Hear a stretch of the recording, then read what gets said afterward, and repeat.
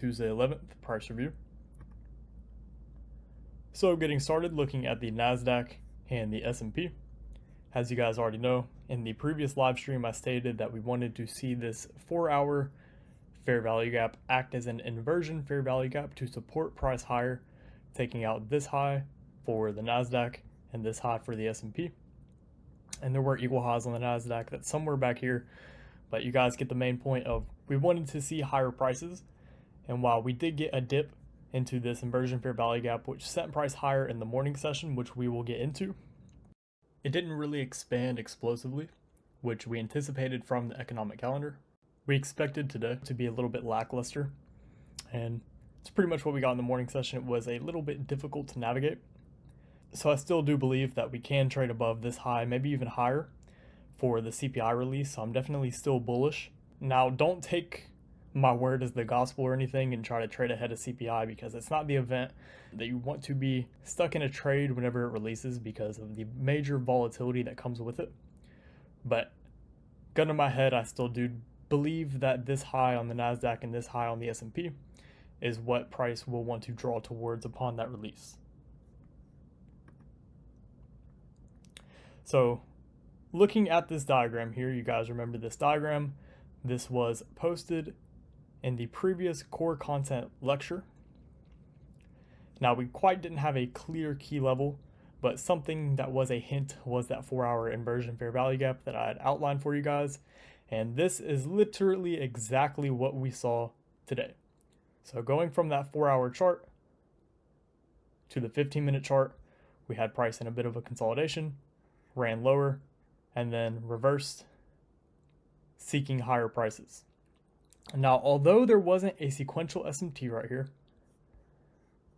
there still was a run under the previous quarter's low and then a reversal.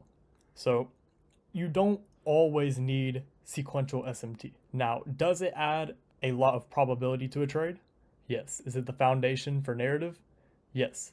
But whenever you're on these intraday cycles, like the daily cycle, the 90-minute cycle, the micro cycle, once you have your narrative established, you don't necessarily need SMT.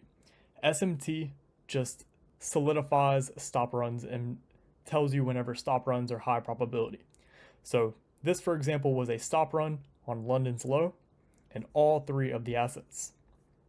And in that core content lecture, I said there were many things that could constitute a high probability setup, but all you need is two of them. So for this instance, we were trading inside of a key level, which is that 4-hour fair value gap that I outlined, but I don't really count that just because it wasn't very clear and price had already been trading inside of it. But shortly after we ran the stops of London session, under the true opening price for the daily cycle, we formed a TPD at 9:15, right before that 9:30 candle, inside of a new week opening gap on the S&P. So that's two things right there that could have constituted a high probability setup to allow for buys. And yes, even though the Dow is decoupled, once you get to the daily cycle and below, it still can be used for these lower time frame cycles. Not necessarily so much for higher time frame like the weekly cycle and above, but the Dow, you can still use it as a way to kind of tip its hand. So the TPD was with this candle right here. This was the 9:15 candle. And as you guys can see, this is the close of candle 1, open of candle 3. There was a divergence or cracking correlation in with there on top of a new week opening gap, and you can go back in your charts and look for yourself on the S&P. It was there. But looking a little bit closer, we're going to zoom into this price action with the TPD. You guys can see there was a reversion level. So as soon as 9:30 opened up, it dipped inside of that reversion level and then expanded higher, giving a really clean and nice run on price. And keep in mind, it was also under the 90-minute cycle true open as well. So as you guys can see, this setup repeats very frequently and very often. Reversion levels are really clean and really good once you truly understand them, and we will go deeper into them this Saturday. But the 9:30 candle was candle 3.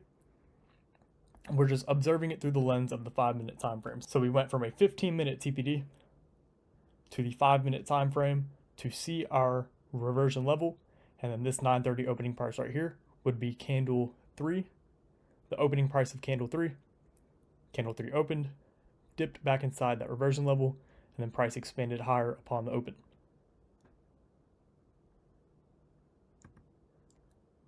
But let's say you didn't catch that down here. You didn't catch the reversion level, price was unclear, that's fine. The very first model I ever taught you guys, which unless you were paying attention in some of those earlier videos, then you would have known, the highest signature for price is whenever you have a breaker and a fair value gap overlapping each other. And as you guys can see, that same setup formed where this would have been our breaker, price traded back inside of that with a fair value gap and then expanded higher.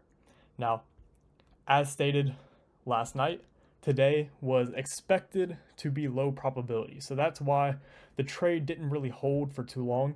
And you don't want to hold on to trades for too long, especially in these sort of conditions. And I'm surprised that it offered something as clean as it did in the morning session.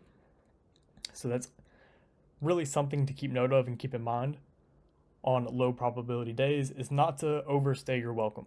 If you're able to take something out of the marketplace, take your 2Rs, take your 3Rs, whatever it is, get it and get out. But hopefully you found this one insightful. I will speak with you all in tomorrow's live stream.